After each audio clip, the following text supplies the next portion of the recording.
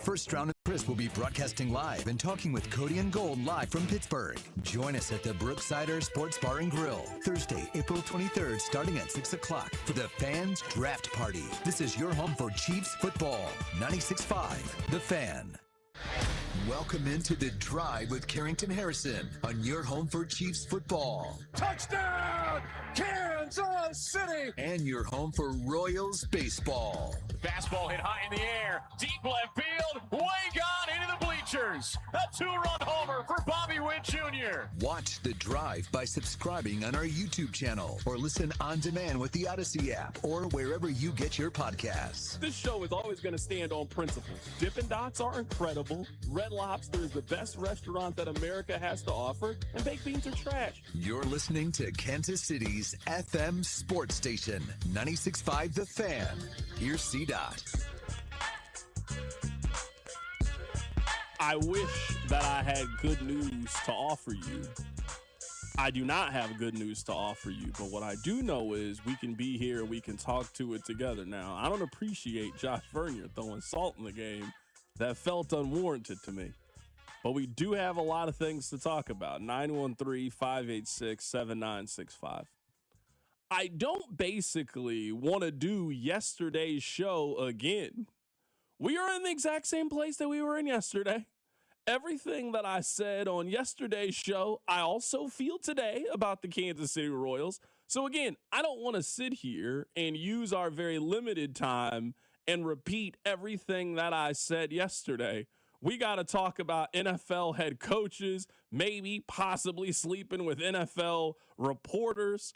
We got to talk about Cole Reagans. We got to talk about Rashee Rice wants them to go out and make an A.J. Brown trade. Jawan Taylor is off the board. He has signed a deal with the Atlanta Falcons. The Chiefs continue to tell the NFL, we want to play a home game every single Christmas. I mean, there's a lot of things to talk about here in Kansas City and here in sports. This is where I am with the Royals, and we can open up the phone lines and we can take calls. I understand that it's very early on in the season. I can look at the calendar. We all have the exact same information. I would say pretty definitively there are two classes of Royals fans today. Two classes. Now, I can't tell you which side that you should be on when it comes to the Royals, but I do think that it is very clearly two portions of Royals fans. As I am reading the text line, as I am listening to you guys' phone calls with Vern these last couple of days, as I am surveying social media, there are two teams right now that are building with the Royals. There is team number one. This is the team that I'm on. Looking at this solely through a 12-game prism is the wrong way to be looking at this. This is a Royals team that doesn't look much different than they looked at the end of the 2024 season in the second half. This is a Royals team that doesn't look much different to me than they did really at any point in 2025. And we are starting off 2026 with the exact same energy. I gave you guys this stat yesterday. We can update it today.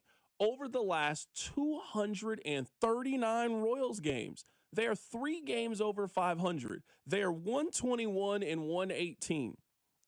Now, will the Royals get over 500 at some point? Sure. Are the Royals going to sweep somebody? Sure. Are the Royals going to win 7 of 9 games at some point? Absolutely.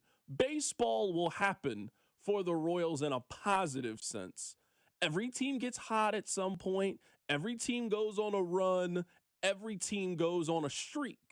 This is not about a 1 or 2 week jolt of energy. This is about building something lasting. This is about building towards something and working towards something.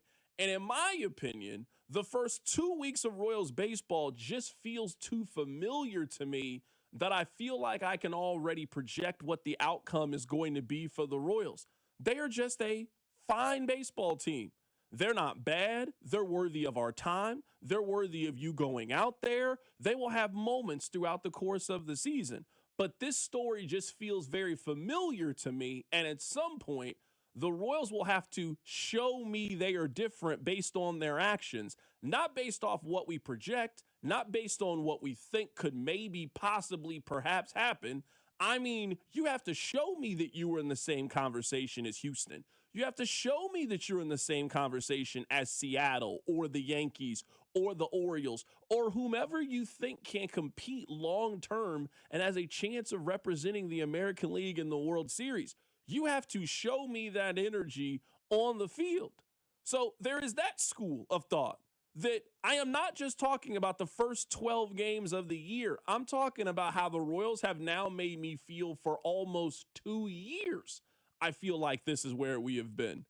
I don't know if the Royals are any better than they were in September of 2024 or May of 2025. They feel like the exact same team to me. I'm looking at their roster.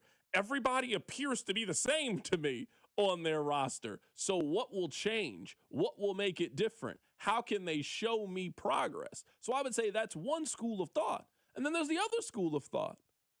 Hey, you're overreacting. It's 2 weeks. Let's give them more time. The bats are eventually going to heat up. You guys are premature on Bobby Witt. You're premature on Vinny. You guys got to give CAG some more time.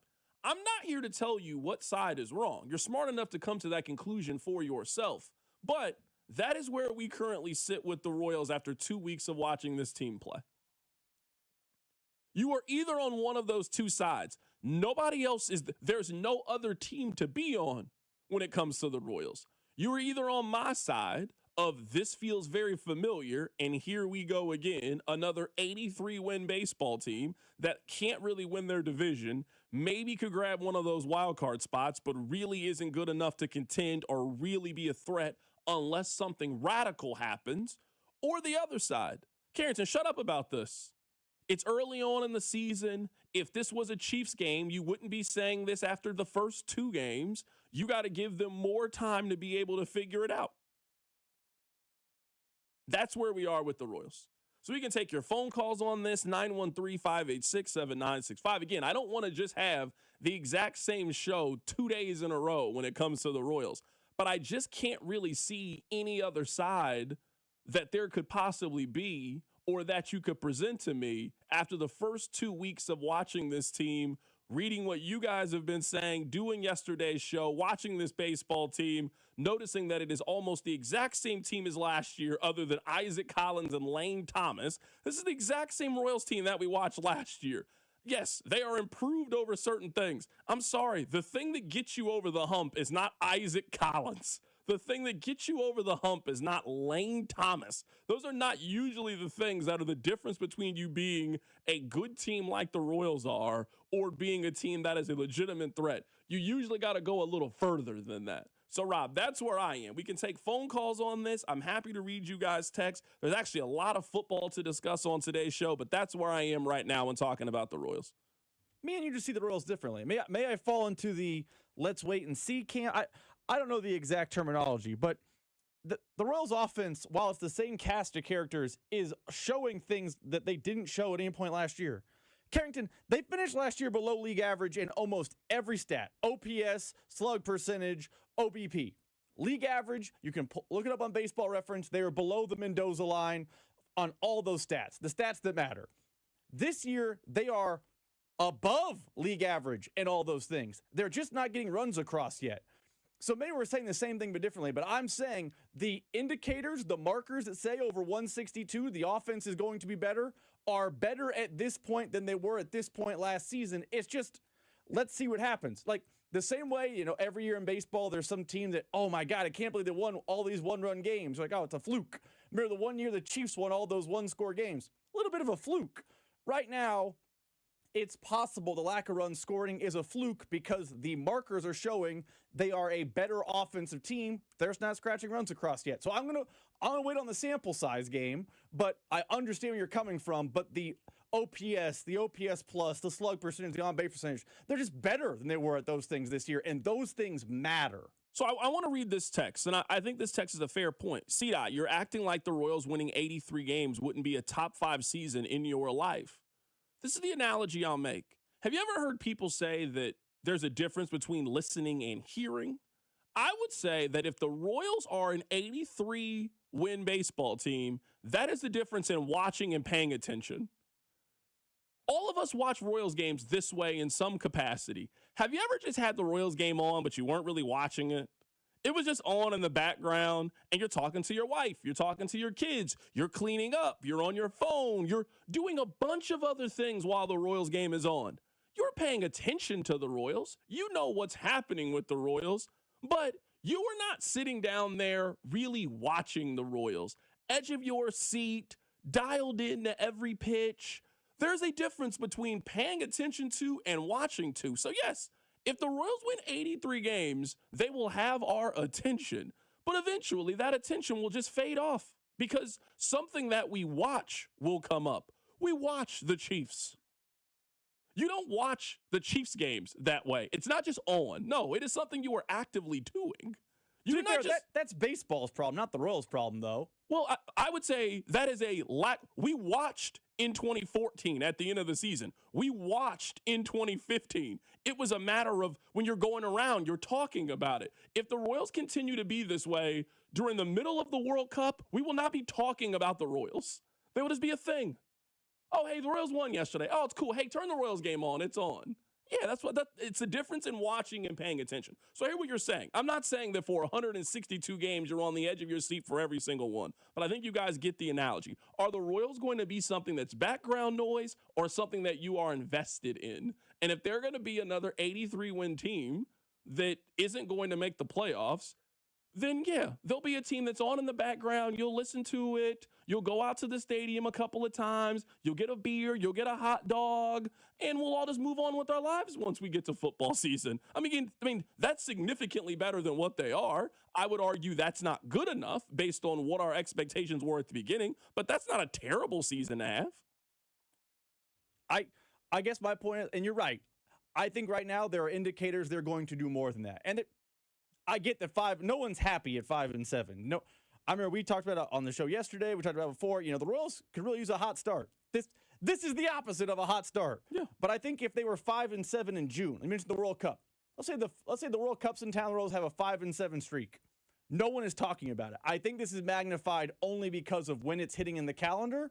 And if the Royals start hitting post-draft, I think fans are going to feel a lot different. Right. They always do this, though. And I guess, except for 2024, but yes, I agree. I guess the feeling of all of this is we've been here before. I hear what you're saying. Oh, they're off to a slow start, but eventually they'll figure it out. Okay.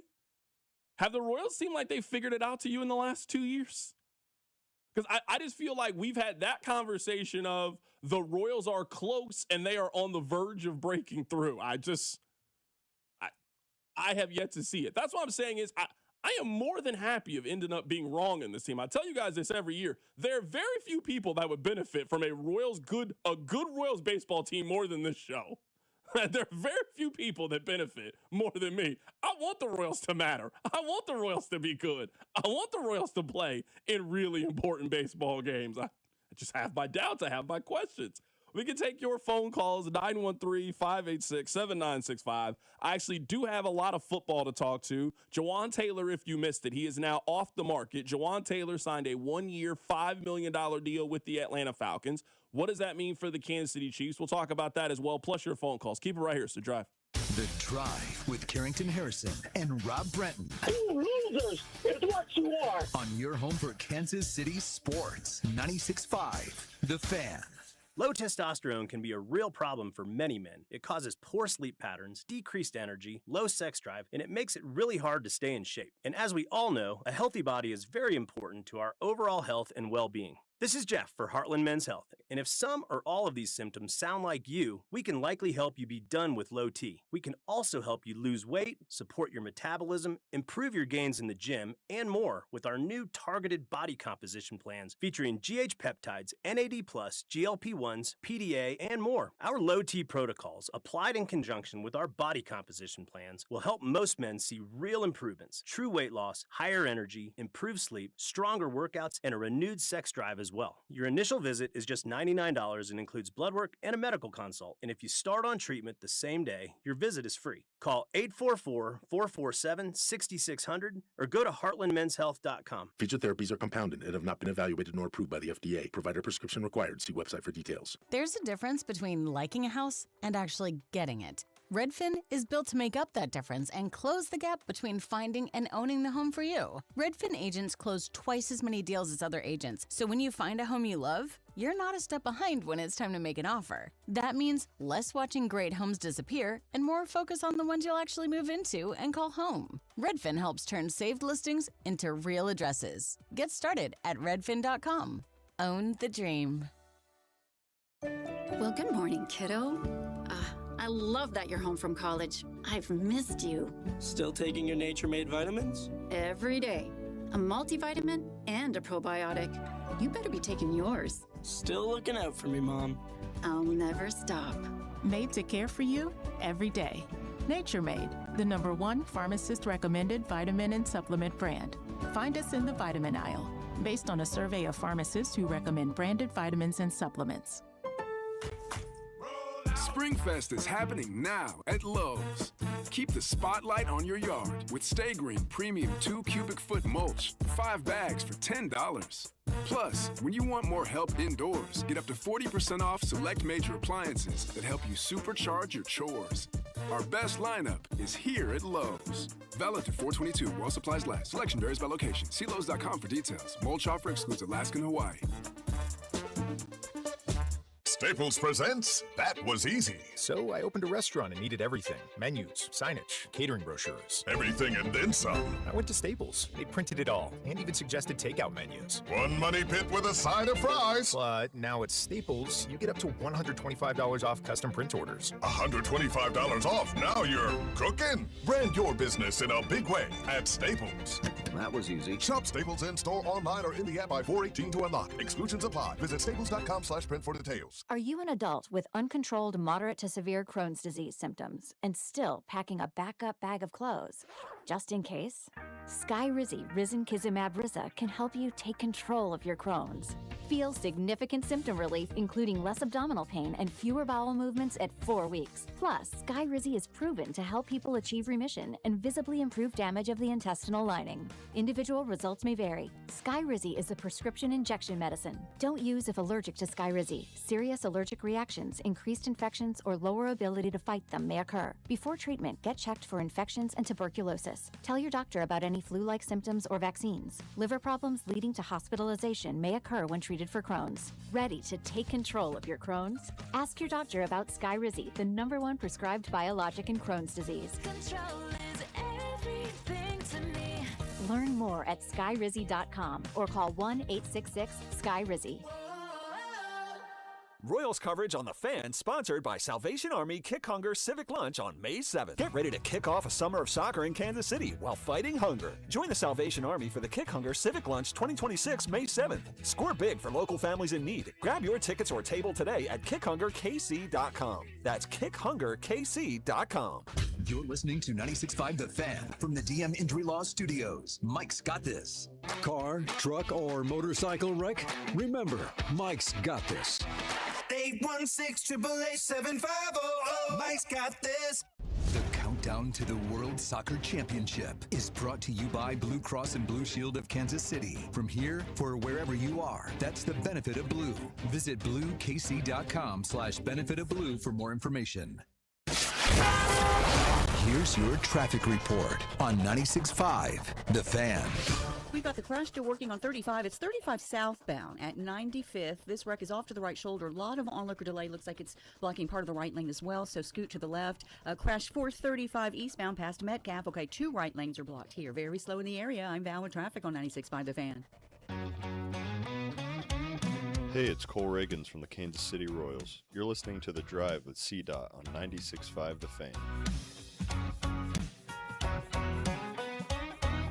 All right, we're going to take your calls here coming up in a bit. We also are going to talk about Jawan Taylor. If you missed it, Jawan Taylor is off the board. He is the newest member of the Atlanta Falcons. He signed a 1-year, $5 million deal. That can be up to $6 million in incentives. The draft is right around the corner. Certainly makes sense to me for Jawan Taylor to just lock up him a spot on the team. He is now a member of the Atlanta Falcons. So the point that I was making, and we'll read your text, we'll get to the phone lines here, is very simple. I cannot tell you which side to be on with the Royals, but I think pretty clearly there are two sides. Side number one with the Royals is the side that I'm on. This is not a 12-game issue. This is going on now for almost 2 years.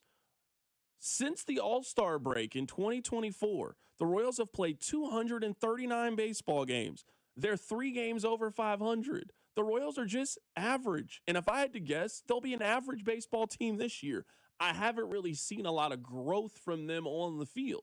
There is the other side. Hey, Carrington, this is premature. It's been 2 weeks. How can you judge them? Eventually, Bobby's going to heat up. Vinny's going to heat up. Jack Caglione is going to heat up. You need to be more patient. So again, I cannot tell you what the right answer is. I might end up being wrong, and we might end up, hey, this team rattles off 13 of 17, and we look at them as the hottest team in baseball. Crazier things have happened. But the early returns from the Royals they look exactly the same. Like, this is the exact same team we watched in September, in August, in July, not June. This is the same baseball team that we have been watching. So eventually, yes, they're going to win a series. Eventually, they are going to sweep somebody. Eventually, they'll win 5 out of 7. Like, there's enough starting pitching there. They've got enough good players. They will do that. Can the Royals build something sustainable? Are the Royals as an organization prepared to take that next step?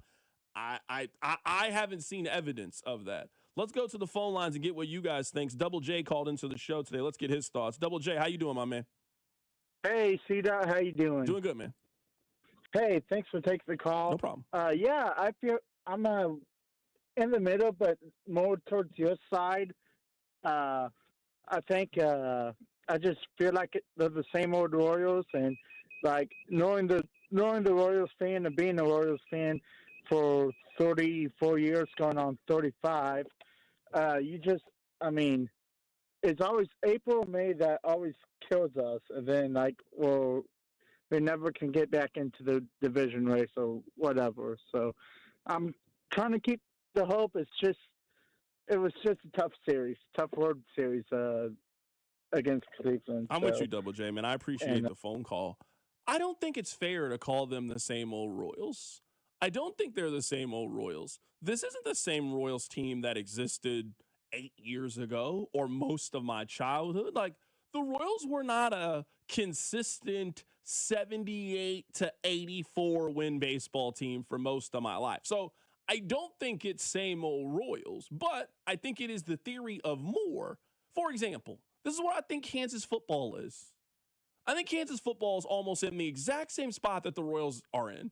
Kansas was terrible for basically a decade. They got a little taste of what 6 and 7 wins look like. And now that you've been in that range for some time, it is, hey, are we going to be good enough to put this together to maybe win 8 or 9? Or are we just going to be in this place? And there is a group of Kansas fans that tell them, shut up. You remember how terrible we used to be. Do you want to go back to that? And then there's a group of KU football fans that say, no.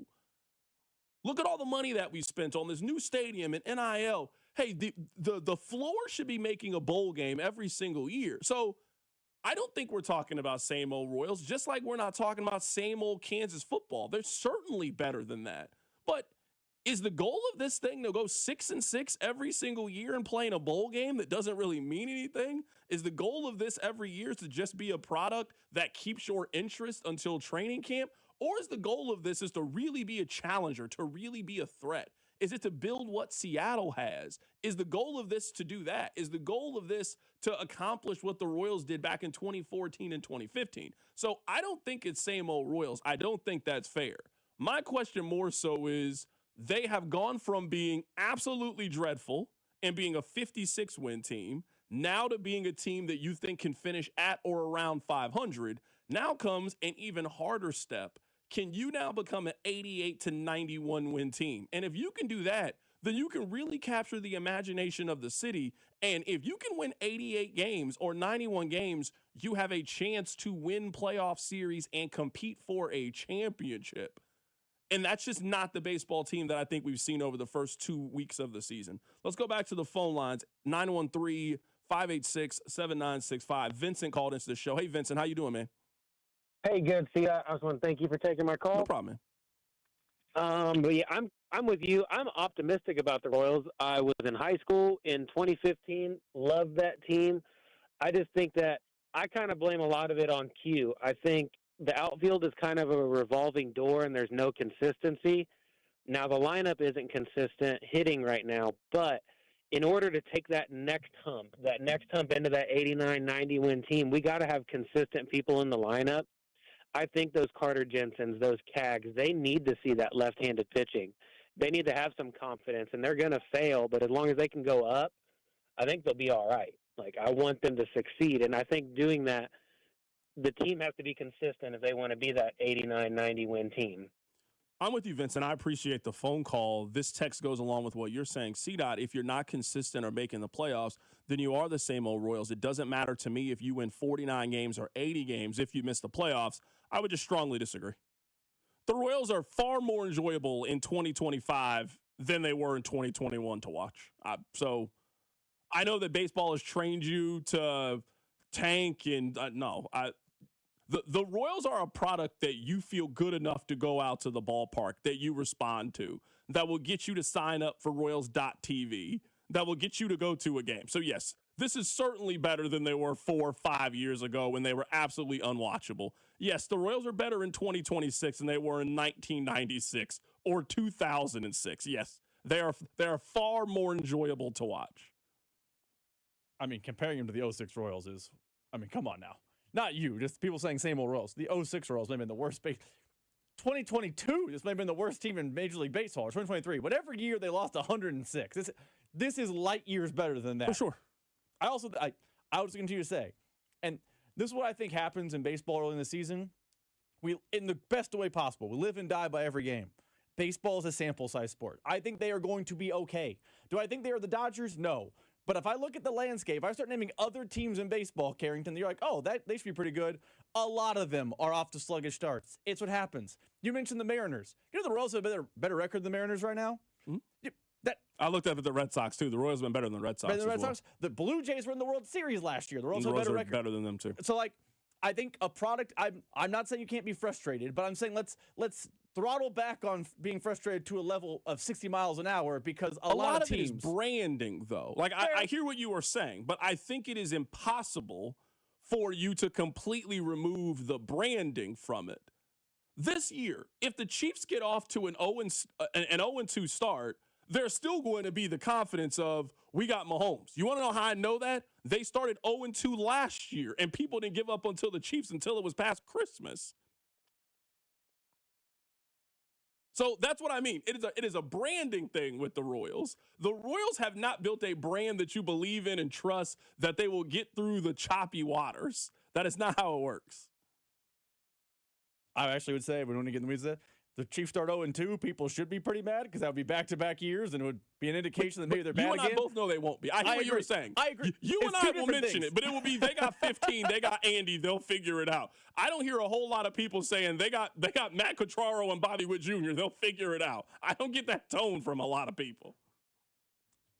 Which is what's puzzling to me, is because they do have their best players right now are their worst players right now. So a little part of me is like, they got Bobby, they got Vinny. I think they'll figure it out. But I also be the person pointing out if the Chiefs of 6-11 start 0-2, hey, it might be a 5-alarm fire. Can I ask you this? Is there a KU player that you can think of that was very, very good, very, very talented, but just it never came together while they were there? It never came together for whatever reason. And I only ask that question is, do you think in 4 or 5 years that's how we feel about Cole Reagans? Like, is it possible? He had 1 year where it came together. I know, but I'm saying is, but doing it one time, and I mean, the Royals could have got themselves out of some of the problems that they have if they had been willing to trade Cole Reagans this offseason. I think it is widely known. Like, I don't think I'm breaking some report. The Royals, the reason they couldn't trade for an outfielder this offseason because they made the decision to keep Cole Ragans. That is why they didn't make the trade with the Red Sox. They were emphatic, no, we will not give you that. And I'm not even saying that I think Cole Ragans is bad. I just feel like for most of Cole Ragans' time in Kansas City, it's been everybody sees the immense talent, but it's just man, if he could stay healthy, man, if everything could align itself. Today, you just get hit in the hand, and now you're worried about it, and who knows? It just, I do worry if just everything's going to be able to happen with Cole Ragans. That I'm not talking about a 1 year being able to put it together. I'm talking about a 3-4 year. He goes on a little bit of a run. He goes on a stretch, and that has not happened yet. So you're looking for you think he's glimpses, but not sustained for. I wonder if that's the case for sure. I think it's a fair wonder, especially when I know we're looking a little bit down the line. It ain't like we got a whole lot of time left with Cole Ragans. Like, we got 2 more years of Cole Ragans. He's also had multiple. I believe he's had 2 Tommy John surgeries, for sure. Which is, I mean, that's a rarity in and of itself. It's a fair question to ask. I do wonder if they'll ever see it at full strength again, but I feel like when you see glimpses of it, it's hard to quit on that. Someone on the text line says Quentin Grimes.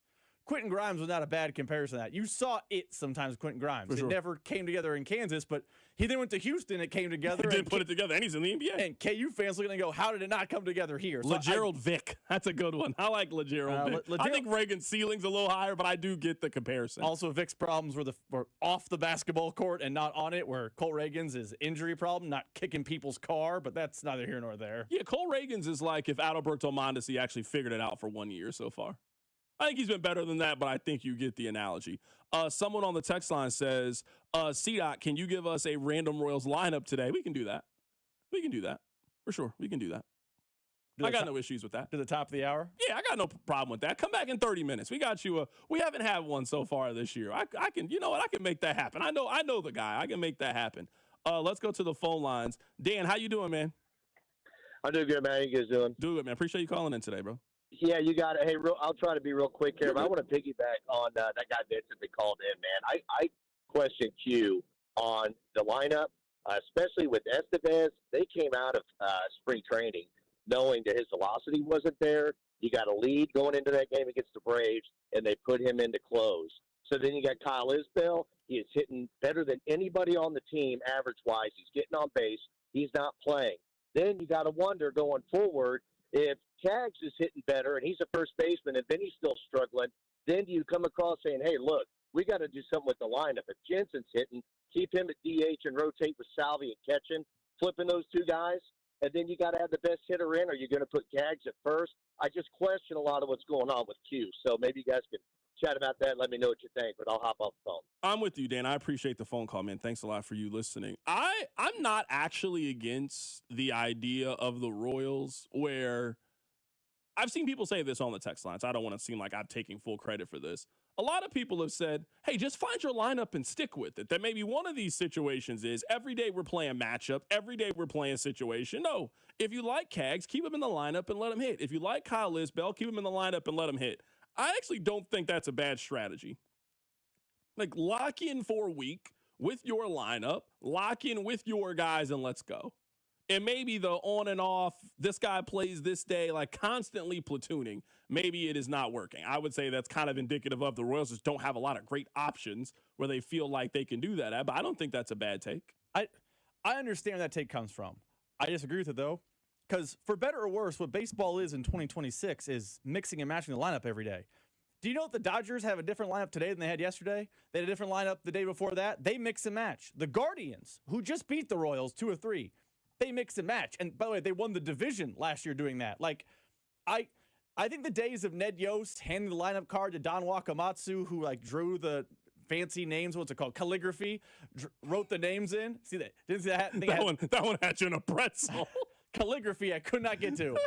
Not a word that comes up every day of my life. The days of Ned Yost, plug and play, I walk into the dugout at 2 o'clock in the afternoon and everyone knows where everyone's going to be.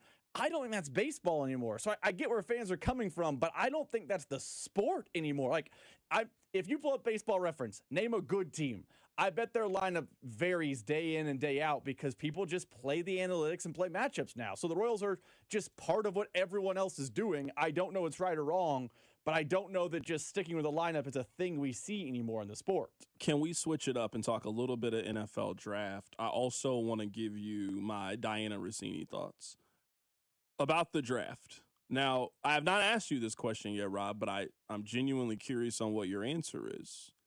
So let's say that you, being you, in your mindset, you are not team trade up. You are team hoard picks. You are on team trade back.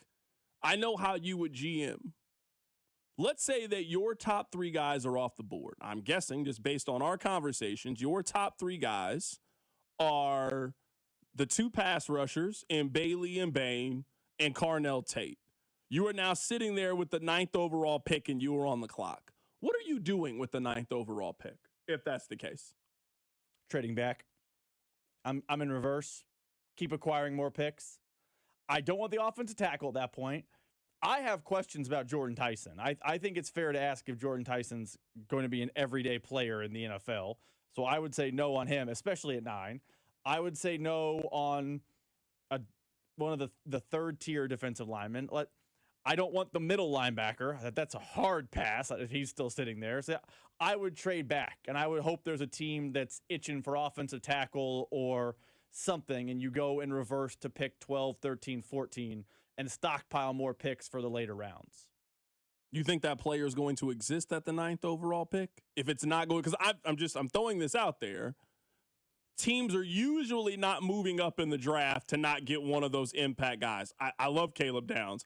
I don't really think there's not a scenario in which if I'm the Cowboys, I'm trading up to 9 to go get a safety.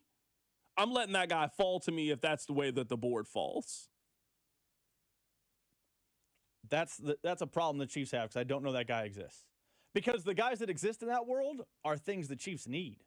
Like, I bet let's just say Reuben Bain. Let's pick a guy. If he's available at 9, I bet the Chiefs get calls about people trying to come up to get Reuben Bain. I agree with you. I think the same thing about David Bailey won't be there. Arvell Reese. I don't think the Chiefs are listening, though. I think the Chiefs are then turning in the card, and I think they're drafting. I think they're drafting Bain. They are thinking to me if one of those guys is not on the board. And now, if you're telling me their options are safety with Caleb Downs, Mansour Delane, the cornerback from LSU, Spencer Fano at offensive tackle, I think in some ways they are stuck then if that's the case. I like Delane. I don't have an issue with them drafting a corner. I would just be surprised if they drafted a corner at 9 with the 9th overall pick, especially given they don't like paying them. I agree. That is what you're describing is the worst case draft day scenario because the Chiefs' targeted positions are gone and the positions of value people trade up for are gone. Or off the board. This is where the Chiefs really could have used another quarterback in this draft.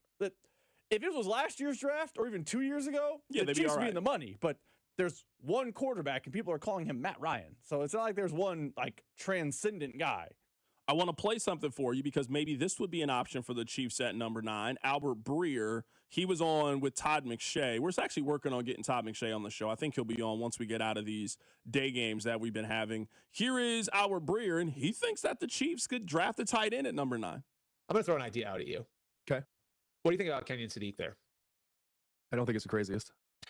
I mean, what you hear about Kenyon Sadiq is great effort as a blocker, but probably never going to be your Y tight end. He's probably more of an F tight end that you're going to have to move around, right?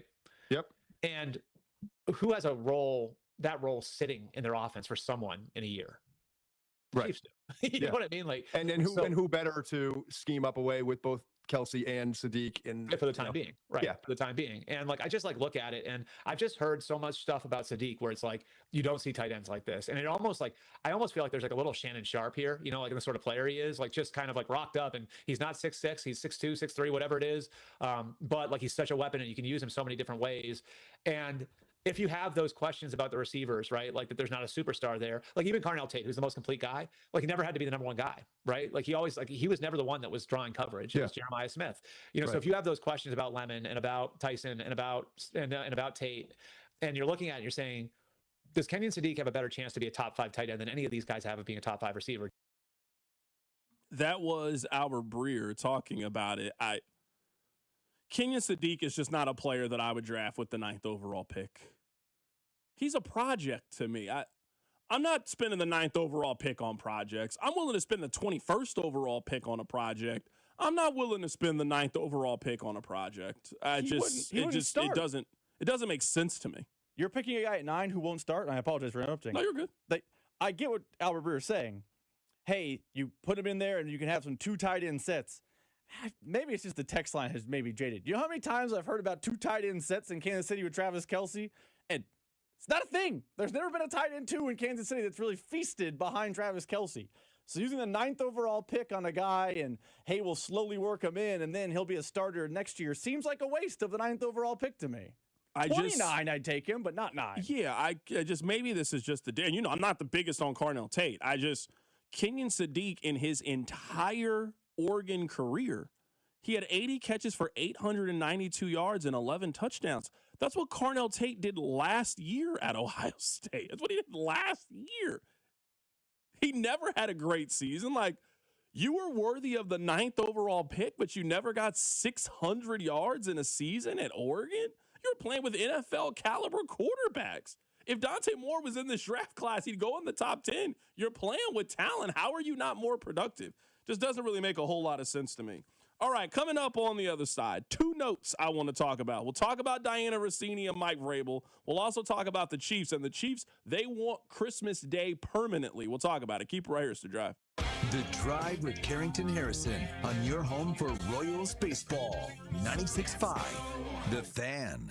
Well, it's Carrington Harrison from The Drive here. Let me ask you a couple of questions. Do you have poor sleep? What about low energy? How about brain fog, a reduced sex drive, weight gain, and workouts that just don't deliver like they used to? Well, the problem could be low testosterone. And the truth is, those testosterone levels can start declining as early as your 30s, 2 or 3% every single year. And before you know it, you just don't feel like the same man you did back in the day. Well, you don't have to accept this as just aging. Heartland Men's Health specializes in customized testosterone therapy and targeted body composition plans. You might think you have low T. Well, pick up the phone and call this number, 844-447-6600, or check out the website and take this simple 10-question quiz. Visit heartlandmenshealth.com. Your initial visit is just $100, includes a medical consultation, a PSA test, and lab results in about 30 minutes, and your treatment can start that day.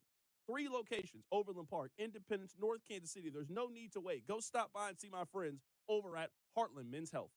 Featured therapies are compounded and have not been evaluated nor approved by the FDA. Provider prescription required. See website for details.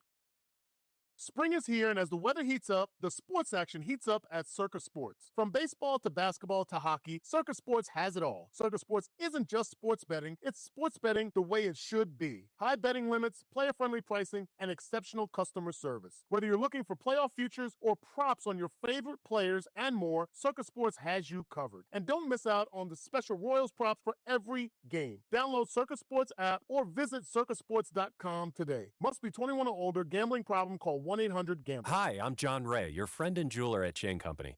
Getting engaged? So friends, listen up. Shane Company engagement rings are protected with our all-inclusive free lifetime warranty. We stand behind the same quality we've offered since 1929. Our rings are crafted to last. It's why our warranty is the only one that protects your center stone.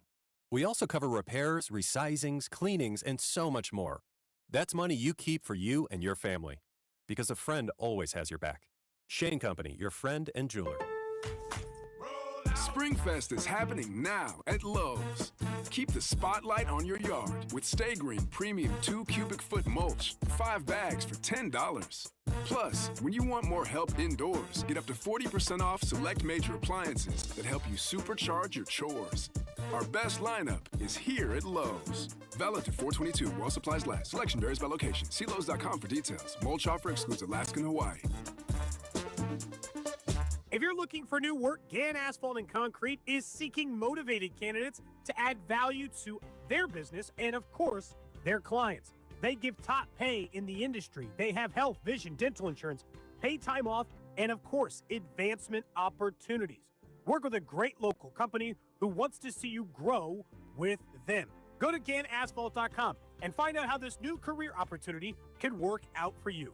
Gann Asphalt, one contractor, all things parking lot. Are you an adult with uncontrolled moderate to severe Crohn's disease symptoms and still packing a backup bag of clothes? Just in case? Skyrizi Risankizumab Riza can help you take control of your Crohn's.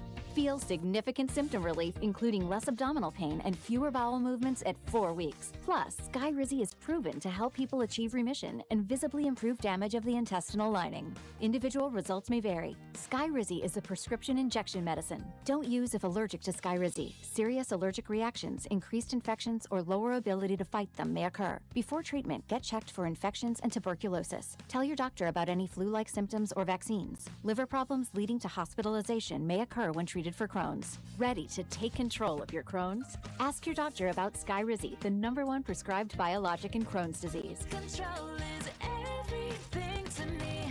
Learn more at skyrizi.com or call 1-866-SKYRIZI. Did you hear? Allstate car insurance now costs even less. So when you bundle with home, you can save even more. Check Allstate first to bundle and save with a new lower auto rate. You're in good hands with Allstate. Not available in every state. Only applicable for new auto insurance business. Rates will vary by several factors, including how you purchase the policy. Potential savings may vary. Allstate North American Insurance Company and Affiliates, Northbrook, Illinois. This is the story of the one. As a procurement manager for a hospital system, she keeps every facility in her network stocked and ready. That's why she counts on Grainger to be her single source for thousands of products, from disinfectants to lighting, air filters, and more. And with fast, dependable delivery, Grainger helps her keep every facility stocked, safe, and running smoothly. Call 1-800-GRAINGER, click Grainger.com, or just stop by. Grainger, for the ones who get it done.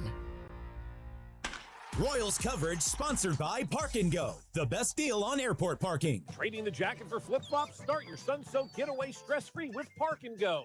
All covered parking keeps your car cool and protected while you're catching rays. Quick shuttle straight to the terminal. Reserve now at bookparkandgo.com. Park & Go, family-owned, customer approved. 96.5 The Fan's draft coverage is brought to you by Gann Asphalt and Concrete, the Leavenworth PD, and the Salvation Army Civic Breakfast. Here's your traffic report on 96.5 The Fan. We've got a crash working Raytown 435 northbound. It's the on-ramp from Eastwood. You'll tap your brakes through there. In the two-car crash, let's see, 2 right lanes still blocked. Yep, 435 eastbound past Metcalf. You want to scoot to the left through here. I'm Bow with traffic on 96.5 The Fan. Hey, it's Chris Jones from the Kansas City Chiefs. Welcome back to The Drive with C-Dot on your home for Chiefs football. 96.5 The Fan.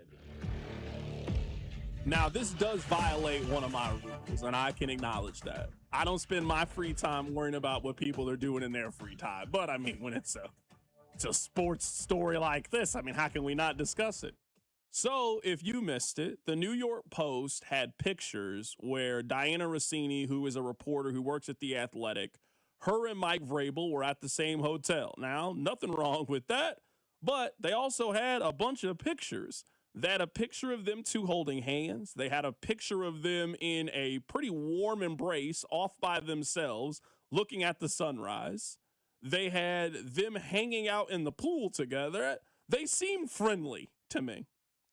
Now, The Athletic came out and said that Diana Rossini's character is above board. Mike Vrabel came out and said that this is ridiculous. I'm not even going to address it. So everybody is saying that nothing happened. I am not married. I'm not here to get inside anybody's marriage. That is your business and your business alone. But if you've seen the picture that we're talking about, tell me what scenario as a married person you would be off hugged up with somebody alone watching the sunrise together. They appear to me to be in some kind of relationship. Now, I don't care. That's your business. I'm not married to Diana Rossini or Mike Vrabel. The thing that will interest me the most are two things. And this is where I think the media picks and chooses, and I think they play favorites, because we all got a lecture 3 months ago about what journalistic integrity was for a Jacksonville Jaguars interview. You guys remember when that woman was talking to Liam Cohen and basically said, hey, keep your head up And every journalist was trying to tell us what is appropriate journalistic standards and protocol and integrity. All right. I also remember about a year ago that everybody believed that Joy Taylor got her job for sleeping around with people in upper management. I would love to know the difference in our perception of Diana Rossini and our perception of Joy Taylor. If this woman, who in a press conference didn't say anything inappropriate, all she said was, "You guys had a great season, keep your head up, I'm rooting for you," and she got a lecture on journalistic standards, I would love to know what's different about that scenario and what's different than Diana Rossini, who appears to me to be sleeping around for scoops. You have to tell me and communicate to me what the difference is in those two situations, because they seem exactly the same to me. I am not at all defending Diana Rossini, because I agree with you. I also think it's one thing to be friendly to try to get a scoop. That's a thing that journalists do. They were hugged up. You saw the picture of what I'm talking about? That looks beyond just like friendship. It wasn't like, have you seen the video of Jay Glazer with all the NFL head coaches on the sideline at the pool? That's Jay Glazer being like, A, gloating, but B, that's Jay Glazer being like, look, I'm friends with these people. That's how he probably gets scoops and's in the know. 100%. Diana Rossini being by herself with Mike Vrabel at the pool alone with no other people, which it might have been a private pool, lounging around is not like the friendly scoop getting. The pool picture to me wasn't even the bad one. It's the picture to me one. is, if you see the picture, they are off alone. They are in an embrace with each other, and they're watching the sunrise. That is something you only do with somebody you care about deeply. Mm-hmm. That is only something. They are either together in a relationship or sleeping together on the side. I don't have to answer to that to me. Both of them are married, so they have to answer to it. My only point is, we got lectured 2 separate times on what is appropriate journalistic standards. And now this is the second time publicly somebody has come out and said, hey, Diana Rossini is doing some stuff on the low to get all this information. Because this happened before with Washington, where the wife of a general manager came out and said Diana Rossini was doing something to her husband and it helped her career. So I just want to know why that is. I just want to know what's different. If what is being alleged is true, then Diana Rossini is really setting back female journalists in general. Because there are a lot of people in the sphere that aren't doing this, but there's a thought they are. And now the fact that it looks like this could be happening based on the photos from Diana Rossini is a setback from a lot of people. Someone on the text line says, CDOT, Diana Rossini is sleeping with the source. She already has her job. Getting your job by sleeping with your boss is way different. That's it. It's not what you're insinuating. Okay, all right. If that's They're not that different. If that's what we're saying, is you have the job, and to stay at your position, you are doing these things. What did you do then to get the job? So everything was on the up and up for you to get there. And then when you finally got there, you allegedly started sleeping with the Washington general manager, and then you allegedly started sleeping with the coach of the New England Patriots. So you weren't doing this before, but now you are. Okay, all right, I get it. Makes sense. All of that checks out to me. Rob, I think when the Chiefs open up their new stadium, they will have the Christmas Day game. I think they are setting it up for that. I think the Chiefs have just...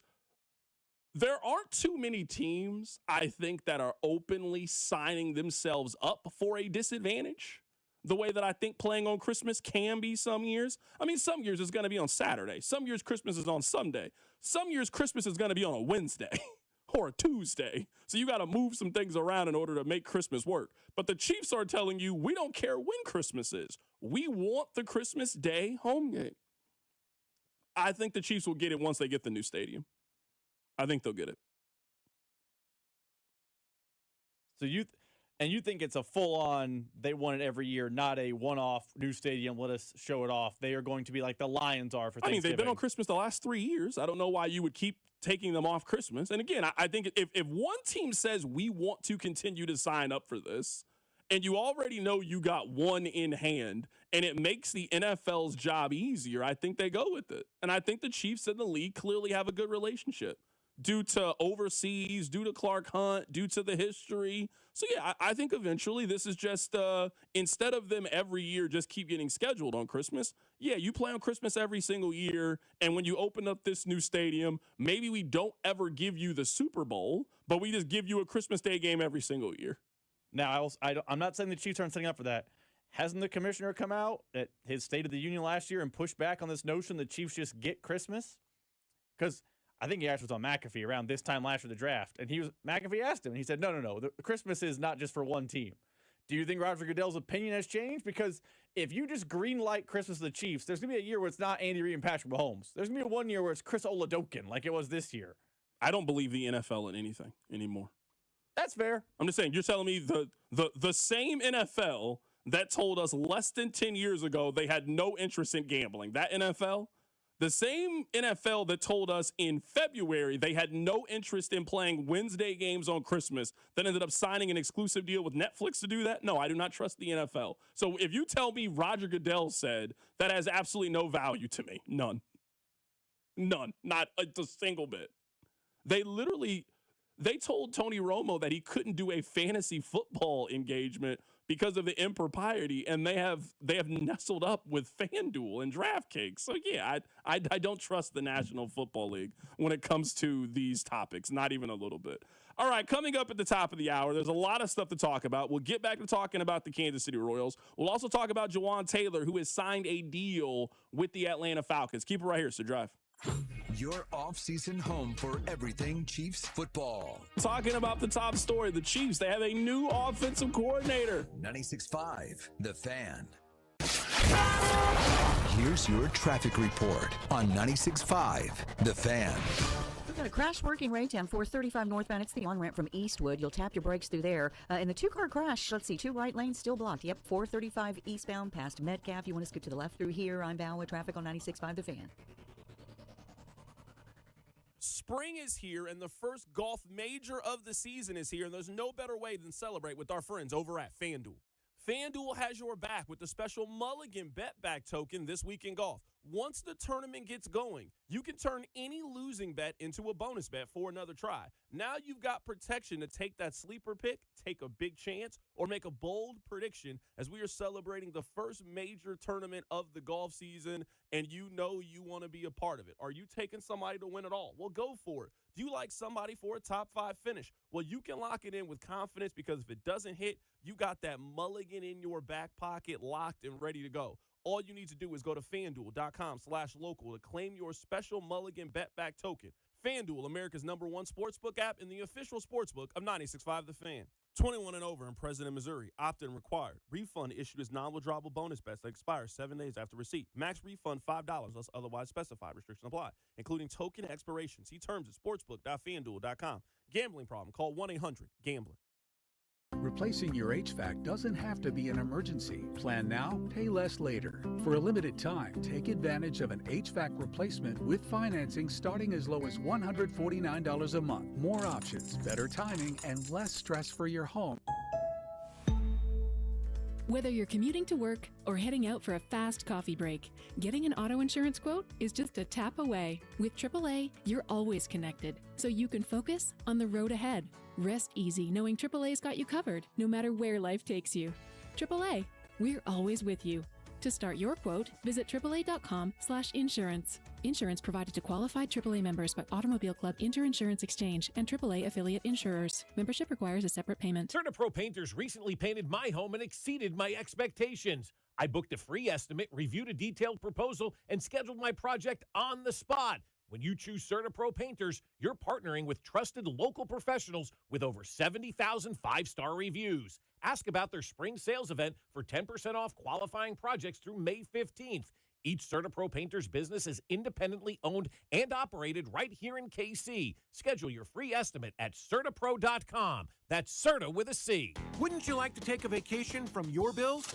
Well, you can. With credit card balances at an all-time high and Golden Oak's 4.5% rate, you could be saving thousands of dollars after a simple phone call. Call today and get your cash in as little as 14 days and make no payments for 2 months. Call 913-890-GOLD. Golden Oak Landing cured my blues. 5.442 APR, FHA 15-year, 20% equity, qualified credit, additional terms apply. NMLS 114937. Hey guys, it's Cody and Golden. Learning the skills is only part of the journey. And over at Centric, turning those skills into a career is where people need the most support. And with Centric's 4-month IT program built around something different, a clear career pathway. And that's where Centric's career services team comes in. They're going to help coach you through the resume building, interview preparation, and guidance, along with a real entry-level IT job with local employers. And if you're serious about making that career move, you got to just talk to our friend Russ Mondry and schedule that career pathway call. Go to Centric.com for more. Hi, I'm Carter. And I'm Charlie. We'd like to share a quick story about a homeowner named Jack.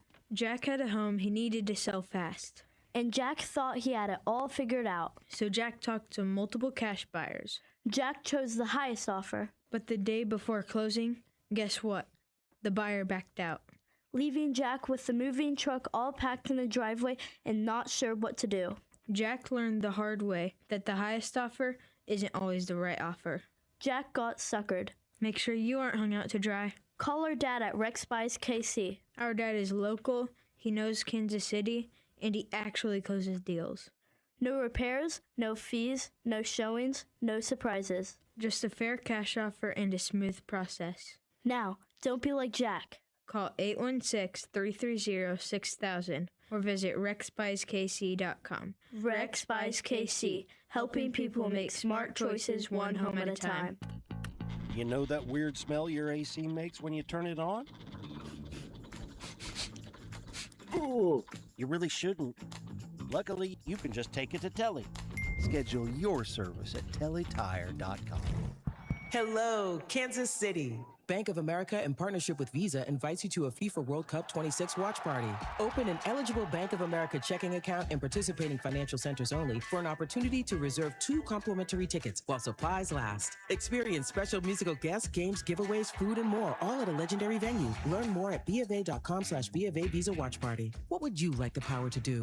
Bank of America, proud to be the official bank of FIFA World Cup 26. Bank of America, N.A. member FDIC. Terms apply. All rights reserved. Royals coverage sponsored by Renner Garage Door. Forward and back, RENNER. Almost Andy Reid here for Renner Garage Door, America's oldest family-owned garage door company, serving both wholesale and retail markets. Free repair or replacement quotes and $100 off a new garage door. RENNER. What's up, KC? It's Chris Bubich. Tune in all season long to the play-by-play with Denny, Jake, Ryan, and Stu right here on your home for Royals baseball. 96.5 The Fan. KFNC FM and AM, HD1 and HD2 Kansas City, an Odyssey Sports Station. All right, congratulations on getting through your 9 to 5. Thank you so much for listening. My name is Carrington Harrison. Rob here. We are taking you up until 6 o'clock. I want to read you a tweet that just came across my timeline. We'll make this the hit number 1. From Jordan Schultz, the expectation among many NFL teams is that this year's draft will be one of the more trade-heavy drafts in recent memory, according to multiple league sources. Specifically, on the defensive side of the ball, edge, corner, linebacker are all strong and deep, while wide receiver is typically considered to be the most talented offensive position. Several executives I've spoken to with literally believe we will likely see a flurry of activity in the first half of round 1. Additionally, because this specific draft lacks depth in the later rounds, many teams plan to pursue extra day 2 or day 3 picks per league sources. Rob, are you buying this? Because I am not buying this. No. Nope. This to me feels like somebody gave this information to Jordan Schultz to kind of get some action going and kind of move the board around a little bit. I'm not saying we won't see moves. Obviously, we'll see moves.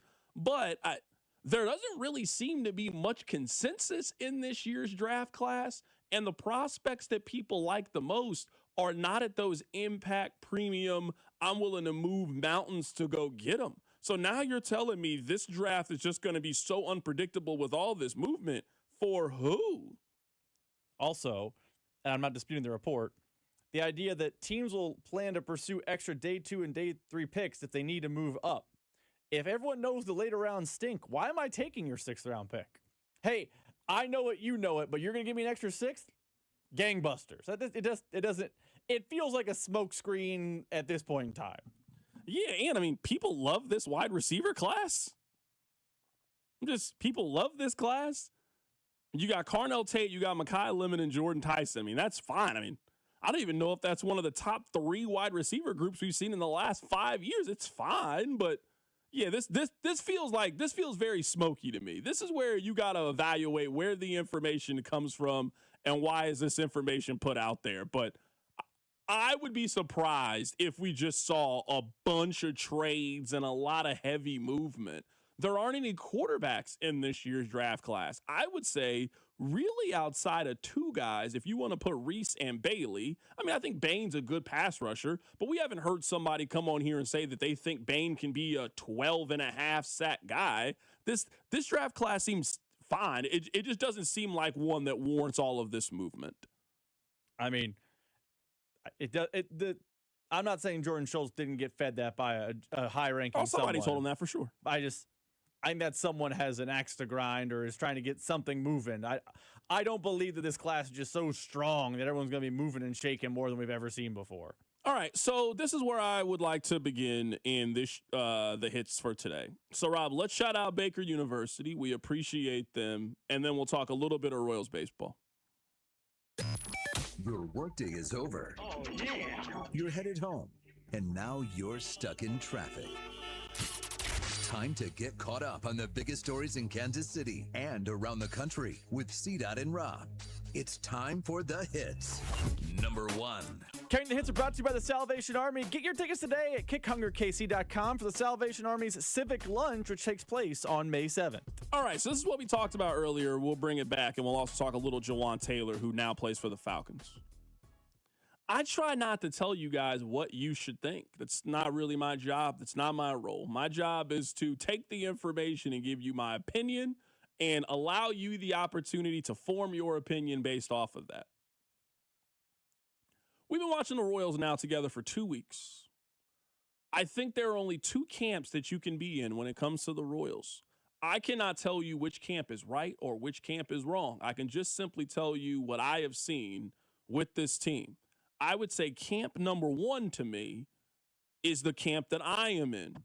I am not looking at this Royals thing as being just a 12-game conversation.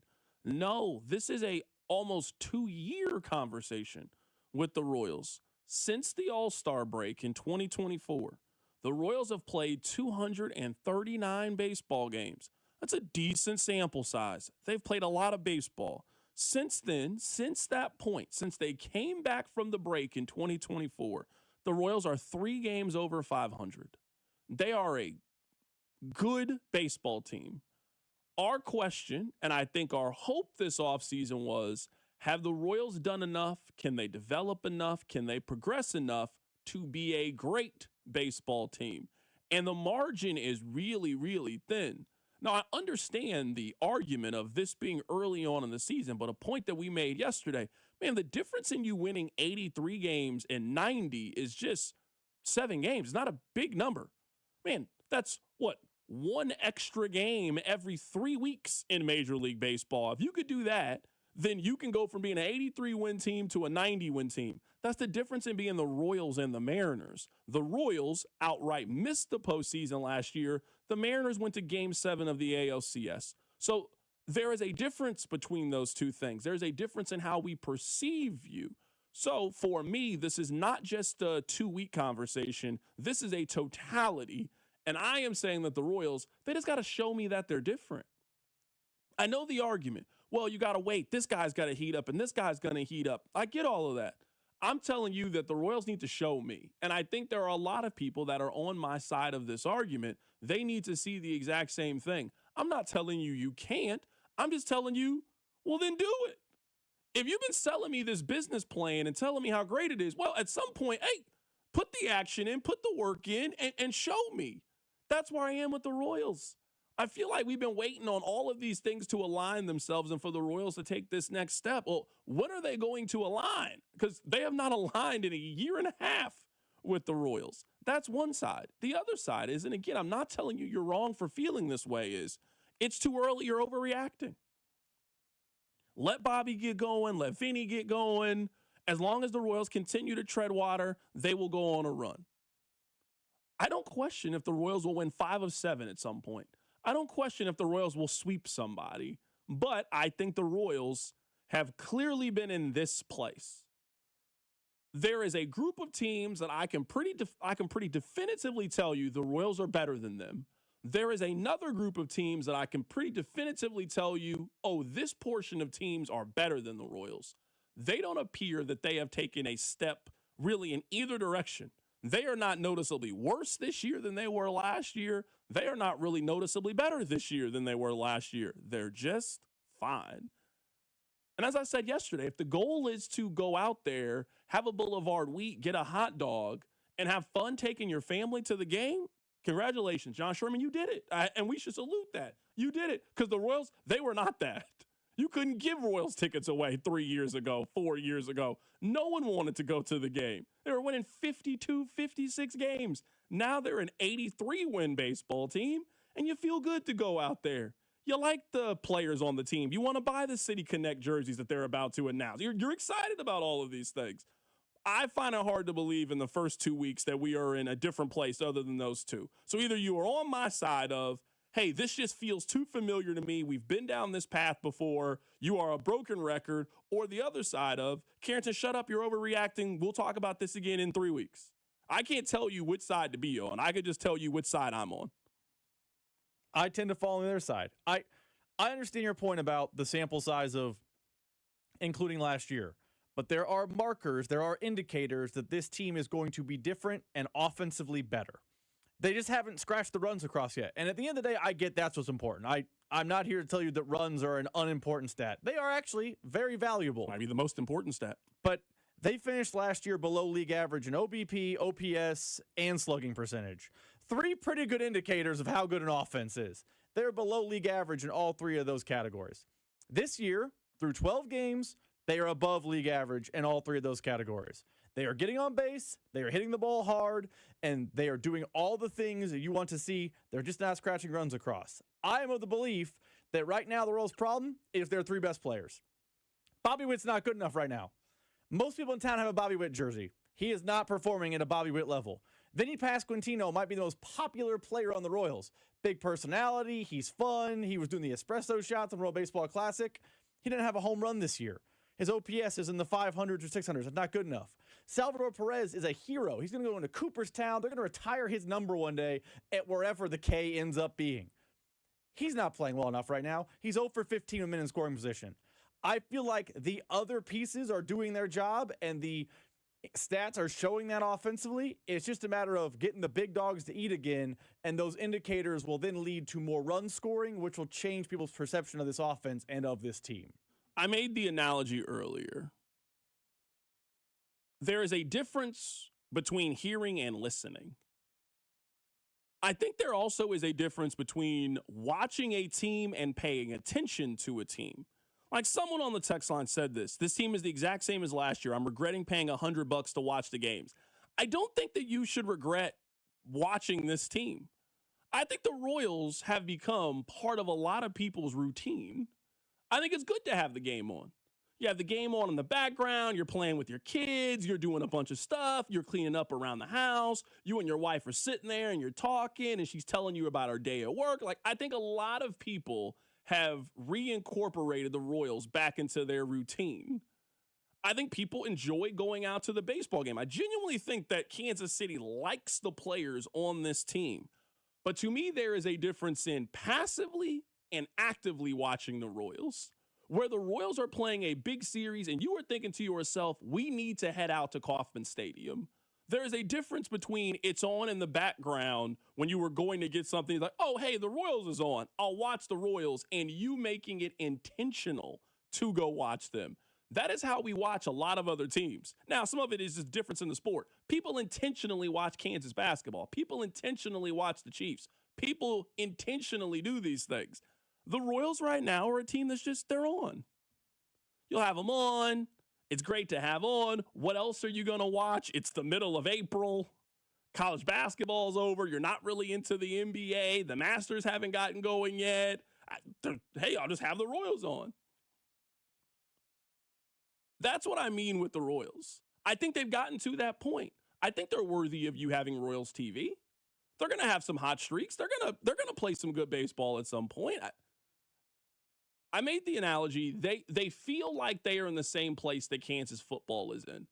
There's no question that Lance Leipold has done a really, really fantastic job at Kansas. Kansas was terrible, kind of like the Royals were terrible. And the Royals were really, really bad. In fact, the Royals, after the run had ended, the Royals there for a stretch between like 2017 up until 2023 were basically what they were in the 90s, maybe even worse. They were terrible during that stretch. The Royals got good. And in this analogy, they got good enough where in back-to-back seasons, Kansas football made a bowl game. They don't have a whole lot of stretches like that in Kansas football history. And now last year, you saw Kansas take a little bit of a step back, and Kansas missed the bowl game, and fans are, I think, understandably upset. Hey, with the amount of money that we have donated for this stadium, with the amount of money that we put up with NIL, we have higher expectations than just being a 6-win football team. We want to beat K-State. We want to win 7 or 8 games. These are things that are important to us. So I think the Royals have done step one. They have gone from a 56-win team to an 83-win team, and that's great. Now, I think Kansas City is asking, can you go from being an 83-win team to an 87-win team? Because if the Royals can win 87 games, they can win their division. They can win a series in the postseason. They can be true and legitimate contenders in this thing. But that's the razor-thin margin between being good and okay and really having a chance to do something. I don't think it's wrong to hold them to that standard. I think it's totally fair to hold them to that standard. I just think saying they're not living up to that standard 12 games in is premature. Baseball is a sample size sport. Maybe by tax day, they're over 500. Maybe by the end of April, they're in first place. I just don't think at under 15 games of baseball, it's fair to say, well, they're just a have on the background team. They are not living up to expectations. For an NFL comparison, where the Royals are right now in their season is like halftime, a little past halftime of the first NFL game. If the Chiefs were trailing at halftime of their first NFL game, fans wouldn't say, same old Chiefs, here we go again. It takes time to figure things out. And I think the Royals are just very early in the season. And maybe you're right, but I'm just going to give them more rope to figure out if they are or are not something different this year. Yeah, someone on the text line says, CDOT, you have to keep in mind that the Royals in 2014 also didn't start hot. That's a very, very fair point. I guess what I would maybe caution is comparing any team, and not just the 2026 Royals, but any team, like the 2024 Royals might have like one of the most impressive runs in American sports in this century. The Royals were 3 games over 500. They were 3 games over 500 on August 2nd and went to Game 7 of the World Series. So you're right. Like, yes, that team. The 2014 Royals are really a once-in-a-lifetime kind of team that we got to watch. They were an average baseball team that out of nowhere became special. That is not a common occurrence that happens every single year in sports. Every year that we watch the NFL, there is not a team that is 6-6 heading into Thanksgiving and then goes to the Super Bowl. No, normally by that point, we know who's good and who's not good. That's what the Royals did. You're right. I agree with you. I also can do the opposite. I can find teams that started hot and really fell apart. Remember that one year? It was Mike Matheny's final year in Kansas City. That Jeff Passan wrote an article. Don't look now. The Royals are in first place and one of the best teams in baseball.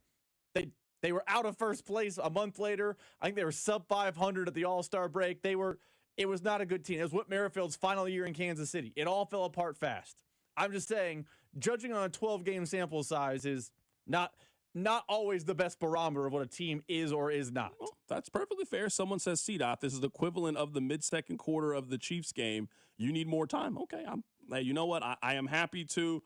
When can we revisit this conversation about the Royals?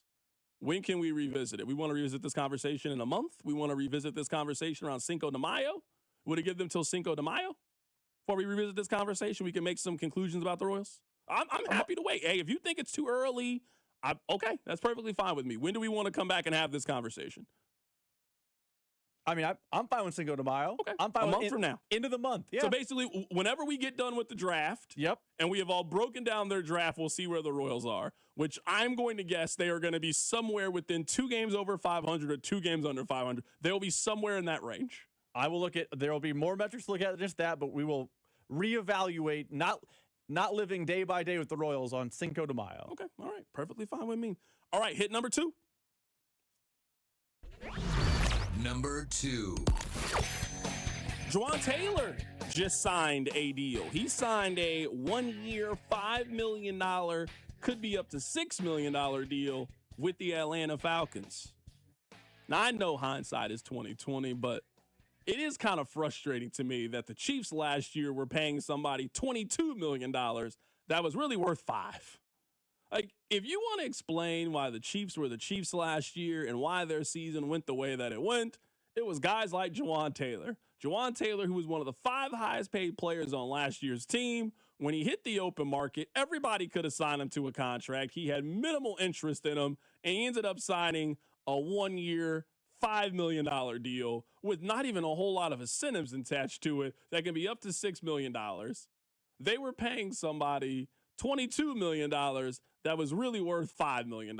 If you can't give me a why things went wrong for the Chiefs conversation, I'm here to present to you right there when it comes to Juwan Taylor. Now, I know we're going to sell this Juwan Taylor thing like Chris Collinsworth is the reason that this is happening, and they just picked on him and they were unfair. I tell you guys this all the time. The market will usually tell you how people feel about you.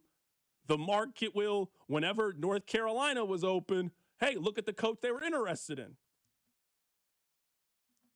They were telling you how they feel about Ben McCollum. They were telling you how they felt about Dusty May and Tommy Lloyd. Juwan Taylor could have went to any team in the National Football League. He signed a 1-year, $5 million deal. He couldn't even get a multiple-year deal. They gave him a 1-year, $5 million deal. The league is telling you they don't think that highly of Juwan Taylor. Juwan Taylor's making less money this year than Jalen Moore. Also important to note that Jalen Moore could not beat that person out last year. At any point. No point.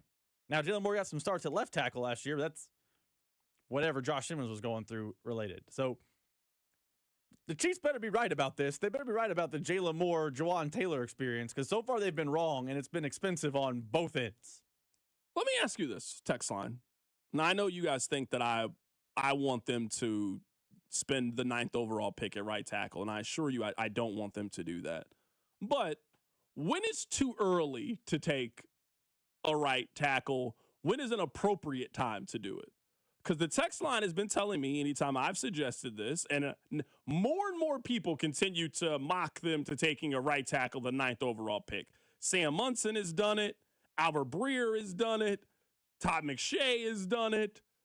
A lot of people are mocking them to take a right tackle. Daniel Jeremiah, and you guys are saying, no, we don't want a right tackle. Okay, that's fine. So if 9's not the answer, is 29 the answer? Is 40 the answer? Is 74 the answer? Rob, when is an appropriate time, in your opinion, to spend a resource for them to draft a potential starter at right tackle and also start to think for the future of the position and not just 2026, but they don't have a right tackle for 2027, 2028, and beyond? It's a good question. Now, part of that question is hard for me to answer because I don't know how good the right tackle draft is, but I would say 9 is wrong. 2nd or 3rd round. Probably 3rd more so than 2nd. But if they use one of those 3rd round picks they have and they took a right tackle and they said, if they did what they did with Wanya Morris. Now, I know Wanya Morris did not work out, but I think you'll understand the point I'm making. Wanya Morris was a day 2 pick, and they said, we think that one day he can be a starter if need be. If they do that again in this draft, that's okay. But Spencer Fano at 9 would make me mad. At tackle at 29 would probably make me mad. But if you're taking a day 2 guy and you're saying he's sitting a year behind Jalen Moore and he's the long-term plan, I don't think that's the worst way to handle it. Why would it make you mad if they draft a tackle at 29? Because in the way let me get a little bit more context to it is because the board's the answer probably. But I would just say though, like, if you were telling me let's say that they found the exact same prospect as Josh Simmons and they got him at 29, you'd be upset if they had Josh Simmons at the 29th overall pick this year? Because I wouldn't be mad if that's who they drafted. There's no part of me that would come on here on the Friday of the draft. Let's say they get the corner from LSU with the 9th overall pick. They draft a right tackle at the 29th overall pick. I will not come on here and be unhappy about what they got. I would tell you I'd be unhappy because there's no pass rusher. That's why I'd be upset with That's fair. the tackle. It's tough to answer that question. You seem like they have to come out of the first round with the pass rusher in any capacity. Yes. Okay. Do you not? I guess. Let me ask a question about you. If it's Friday the 24th and me and you are doing the show and they come out with wide receiver, offensive tackle, I don't care what. Pick one at each position. I would not be mad if that's what they do. I would be mad. Their plan is the pass rush plan that backfired last year is the same. I think the question honestly just comes down to, do you see right tackle as a need? I just don't. I think maybe this is other people influencing my decision. Enough people that do this draft thing is telling me that the Chiefs have a right tackle issue. Enough people are telling me this. So I think where people are only looking at it as wide receiver is a need, pass rush is a need, I'm listening to draft people that continue to tell me one of the most important positions on the field, which is right tackle, it is turning into that. They are telling me that's a need. So them addressing that need in the first round is not a negative to me. So I'd be fine with corner. I'd be fine with right tackle. I'd be fine with the wide receiver. All of these things are need, in my opinion. I think in the pantheon of needs, there should be a hierarchy. And right tackle is not at the same level to me as edge rusher, corner, or receiver is. I'm not saying it's not a need. I'm just saying it's down the list of needs. Okay, that's fair. Text line 913-586-7965. Where's the appropriate time for them to address right tackle? Because as of now, they do not have a right tackle for 2027. They do not have a right tackle. So that appears to be a need to me. Now, I'm not saying they don't need a corner. They need a corner. They need a wide receiver. They need a vest. Like, they need a lot of really important things. Like, they really do. They really need a lot of important things. Right tackle is just one of those important things that I think they need to address. I think they need to answer. They've answered some of those things in free agency. Now you got to go the rest of the way, and you got to address it when it comes to it. I'm also continuing to be on the side of spend a little bit of money to get a veteran pass rusher. I'm still on board with going to get Cam Jordan. I'm still on board with them going to get Bosa and going to make one of those kind of signings. You can go get a pass rusher. I just don't know if they're going to find the 23-year-old guy that's going to be on opposite of George Karlaftis for the next 8 years. I don't know if that guy is going to be there potentially with where the Chiefs pick. We can keep talking NFL draft on the other side. We'll also keep talking Royals as well. They lost the series to the Guardians. Keep it right here, so Drive. The Drive with Carrington Harrison on your home for K-State Athletics. 96.5, The Fan. Hey everyone, I'm Josh Radner, and I am so excited to tell you about How We Made Your Mother, a rewatch podcast looking back at How I Met Your Mother. And I'm here with Craig Thomas, who co-created the show along with Carter Bays. Hi, Craig. Hey, Josh. Somehow it has been 20 years since the show premiered. I'm going to check the math on that. 10 years since it went off the air, and we thought that made this a perfect time to look back, see what the hell we did, and why the show still seems to resonate with fans around the world today. Follow and listen to How We Made Your Mother wherever you get your podcasts. It's the first day of the first grade, and she found a new best friend. It's a laid-back Sunday afternoon you wish would never end. The homemade taste of Bluebell and good friends gathered round. The good old days are being made right now. New Bluebell Brookie a la mode ice cream brings brownies and cookies together like never before. Big chunks of brownies, soft chocolate chip cookie pieces blended into a rich, creamy brown sugar ice cream. It's not too good to be true. It's just that good. The good old days are being made right now. The good old days are being made right now. Look for Bluebell ice cream at all Kansas City metro area Hy-Vee locations and all Walgreens. It's tax time, y'all. If you want to file free, this next one's for you. Now taxes is so free. Typical tax, free edition only. Roughly 37% of filings qualify. Simple form 1040 returns only. How this is tax. Love that jam. Up next, commercials.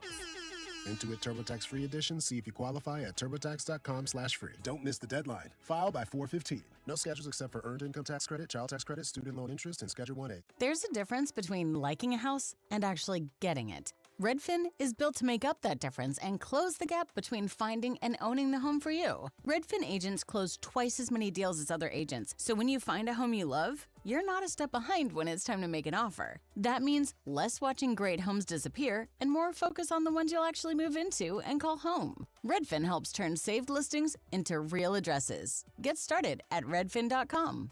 Own the dream. Hi, I'm Jacob, your friend and an actual jeweler at Chain Company. I'm proud to work for a family business that's been committed to the highest quality standards for nearly 100 years. Your dream engagement ring is designed for quality every step of the way. We set your diamond by hand, never with machines. Prong tips are beautiful and secure, and intricate details are thoughtfully crafted. At Shane Company, there's no shortcuts, just craftsmanship, because a friend knows true love deserves the highest quality. Visit us in store or at shaneco.com. Shane Company, your friend and jeweler.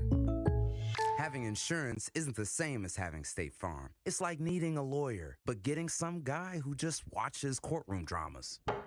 How does the defendant plead? Guilty. Wait, what? Also, objection. You object to what? Erroneous.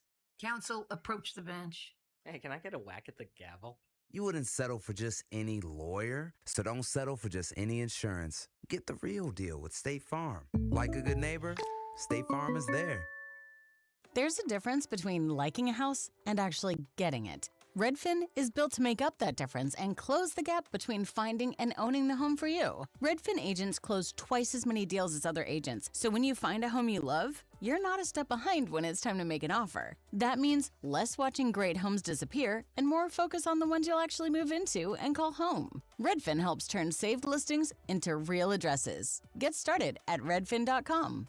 Own the dream. 96.5 The Fan's draft coverage is brought to you by Gann Asphalt and Concrete, the Leavenworth PD, and the Salvation Army Civic Breakfast. Here's your traffic report on 96.5 The Fan. Brought to you by Buckner's Heating and Cooling. Okay, multi-car crash, Kansas side of things. It's K10 eastbound at Woodland. Left lane is blocked, scoot to the right through there. We've got a stall. 635 southbound just past Shawnee. It's the right lane blocked there. Grandview, that's a two-car crash. Off to the right shoulder, though. Some onlooker delay. 49 southbound past Red Bridge. I'm Val with traffic on 96.5 The Fan.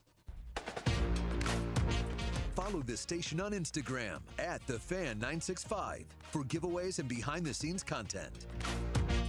Yeah, I would say we can move on from tackle. This is maybe where I'm different than other people. And I think that some of the way that we are talking about left and right tackle is just a really archaic way of thinking and not really based on how I think football is played today.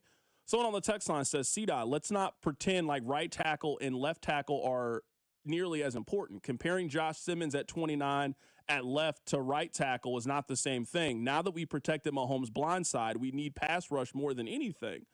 I would say in an era of football in which quarterbacks are more mobile than ever before, I don't think that there is a substantial difference. So yes, you have protected Mahomes when he is in the pocket on the left side. But when Mahomes takes off and moves the pocket as often as he does, I don't know if your left tackle is more important than your right tackle. I also think we are discrediting how many good pass rushers there are in the league today. The pass rushers are substantially better before. Almost every good team has two guys that can get after the other team's quarterback. So your left tackle and right tackle are constantly being challenged today. I also think that's indicative of look at the contracts and look at the players that are playing right tackle in today's NFL. So, Rob, just looking at guys who have gotten paid, Tristan Wirfs, Penei Sewell, Mike McGlinchey signed that big deal with the Broncos. Now, I know it's a rookie contract. Remember, Armand Mimbu, a kid from Missouri, kid from Lee Summit. He was a top 10 pick, got drafted at right tackle last year. Lane Johnson plays right tackle. Paris Johnson, who was a first-round pick a couple of years ago. Joe Alt now plays right tackle for them. Spencer Brown, I think just looking at there being a substantial difference between left tackle and right tackle, I just don't think that's indicative of how football is being played in 2026. There are not pocket passers in the same way that there are before. The pocket is constantly moving and changing. And with the way that Mahomes scrambles around, I just don't know how you can see one side as equally being more important or being less important than the other side. My problem with right tackle is it's somewhat positional value driven, but I agree with you conceptually. My frustration with the right tackle conversation is that the Chiefs, in theory, addressed this last offseason, right? Like, that was the plan. They got Jalen Moore, and then Josh Simmons fell into their lap. You still have Jalen Moore on the roster. You gave him a 2-year contract. They could have ejected on Jalen Moore. You know contracts as well as I do. Spot Track was telling us, Joel Corey was telling us, everyone was telling us, if the Chiefs went out from under Jalen Moore, they can do it. They moved on from Jawan Taylor, and they still have Jalen Moore on the roster.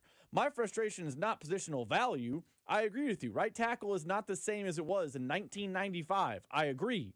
My problem is they've already invested in this position at least once with the idea of this is our plan. To then reinvest would make the Jalen Moore signing mind-numbingly dumb, and then to hold on to Jalen Moore, mind-numbingly dumb to me.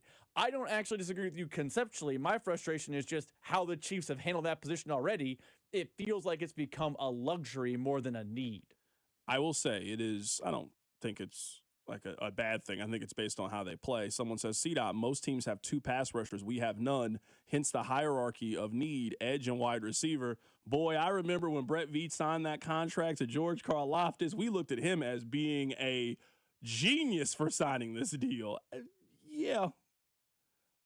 Like, I also think that just kind of goes to show you just, A, how hard it is to hit on those pass rushers, and when you think you got even a decent one, you feel like you got to pay them. Because you remember, the sentiment when they got George Karlaftis was, this is a super smart deal. You want to pay him before the number really explodes. Yeah, he's never done anything. I mean, I still maintain they made the right decision. Look at edge rusher contracts and look at George Karlaftis. I don't think they made the wrong decision. I don't know if they yet have made the right decision. That's fair, but it's not a handcuff on what they're trying to do. No, it's not a handcuff at all. But I would say one of the reasons why people feel like pass rush is the need that it's in is because of the way they feel about George Karlaftis. For me, it's the guy next to Karlaftis who right now doesn't exist. No offense to Ashton Gelati. That's not a long-term solution. I don't know if people feel like George Karlaftis is a dog. Where That's I feel fair. one of the emphasis on we have to go get this is we have to go get somebody who is a dog. And the feeling about Karlaftis, I think, will shift if there is a number 1 on the other side and Karlaftis is your number 2, because he hasn't really shown you yet that he can be your team's best pass rusher. He has definitely been his best when Chris Jones has been his best. The two have worked out simpatico that well. I'm betting if you look up his Football Reference, his best seasons line up with good Chris Jones seasons. That's 100% true. And that's why I, as someone who is pro-paying George Karlaftis, thinks his contract is fine, want them to get a person opposite Karlaftis because you need multiple guys in that defensive line. You need a dog, and then you need plus pass rushers. Look at the Seahawks. Their pass rush was not just, hey, we have Myles Garrett and then rum-dums. It was a collection of good pass rushers. Look at the Broncos pass rush. It wasn't just Nick Bonito and we'll figure it out from there. It's Nick Bonito, and they also had other good edge rushers on top of that. Maybe not dogs, but they had the one, and they had solid behind it. George Karlaftis cannot be the Nick Bonito type, but if you get that guy, I think Karlaftis is a plus. I want to play some audio for you guys. Let's just keep the football conversation going. Rashee Rice, he was on an Instagram Live a couple of days ago, and listen to who he said he wants added to the wide receiver room. Say, do y'all want a vet or a rookie in the receiver room? It don't matter, bro. Don't matter. A dog.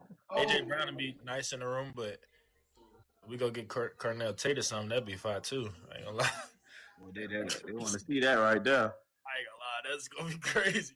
We a young room already, so it don't really matter what we do, bro. We already young anyway. Well, this about to be year 5. I feel like that's vet. I mean, nah. Do you consider the Chiefs wide receiver room to still be young? In age? I mean, they got multiple guys in their first contract. Yeah, everybody's on their first contract. But I mean, Tyquan Thornton on his second one? I mean, I got you. But, yeah, no, you're right. I think that's a good way of putting it. They are very young in age. I think they certainly have enough experience now at this point. It was interesting to me, the word choice. What do we need in the wide receiver room? A dog. It's like a very interesting thing, I think, to say. A very interesting word choice, too. Just interesting. For your best receiver to say we need a dog in our wide receiver room. It's a very interesting thing to say. To be fair, he also had said, we're a good wide receiver on top of that, whoever works. And then, but then I'm saying also then to suggest a wide receiver that's better than you are. Which, yeah. That's it. Think about that. Can you imagine if on an Instagram Live, Travis Kelce was like, you know what we need? Trey McBride. Yeah, we need more dogs. Like what? When you really think about it, that's just a very interesting way to describe something as a player that's on the team. Oh, yeah, A.J. Brown. Like, okay, interesting. All right. I am very intrigued to see what they do with the wide receiver room. They're going to draft a wide receiver. The question now is where. I would also say, just maybe this is solely basing it off last season. One of the things that we deem to be needs, they will not see a need in the same way that we see it as a need. I think that is very safe to say. Because last year, now maybe I'm only basing it off last year in running back, I thought it was very obvious that running back was a need for the Kansas City Chiefs, and they didn't address it until the 7th round. There is going to be one position that we all deem, hey, the Chiefs need more at this position group, and when the draft dust completely settles, they will wait till very, very late in the draft to address it, which then will tell us they don't think this is much of a need as the public thinks that it is. I think that's very safe to say that is going to happen. I mean, that position's usually been wide receiver. How often have you heard Bink say he wants to take multiple dart throws at receiver and they just take the one shot? Historically, Brett Veach has been a we're good at wide receiver type of energy, and this offseason would have you think that's going to be a position where they think they're good. Yeah, I think that could be pass rush, honestly. I really do. I think that would make me mad, but I don't think you're wrong. They might think that. I would just be mad. I agree with you, but I'm saying is I would not be surprised if the Chiefs like Ashton Gelati a lot more than we know that they do. They think that Omar Norman Lott is ready to contribute from day one. They spent significant resources on there last year. They wait until the 3rd and 4th round to go pick up another pass rusher, and they go potentially corner linebacker earlier in the draft. I just wouldn't be stunned if that ends up being the case. There's one of the, if you wrote down the 5 positions that you think are needs for the team, one of those needs they are going to address very, very late. It's like, oh, well, you see, they did know. Just like last year, taking a running back in the 240s was not you addressing a need. If you don't take a safety until pick 170, you have told us that you don't think safety is super important this year and that you think you have it handled with the guys that you have in-house. I'm assuming that that's going to be the answer of one of the position groups that they have. Keep it right here, it's The Drive. You're listening to The Drive with Carrington Harrison. I mean, come on, guys. What are we doing here? On your home for Chiefs football, 96.5, The Fan. Spring is here, and the first golf major of the season is here, and there's no better way than celebrate with our friends over at FanDuel. FanDuel has your back with the special Mulligan Bet Back token this week in golf. Once the tournament gets going, you can turn any losing bet into a bonus bet for another try. Now you've got protection to take that sleeper pick, take a big chance, or make a bold prediction as we are celebrating the first major tournament of the golf season, and you know you want to be a part of it. Are you taking somebody to win it all? Well, go for it. Do you like somebody for a top 5 finish? Well, you can lock it in with confidence because if it doesn't hit, you got that mulligan in your back pocket locked and ready to go. All you need to do is go to FanDuel.com/local to claim your special Mulligan Bet Back token. FanDuel, America's #1 sportsbook app and the official sportsbook of 96.5 The Fan.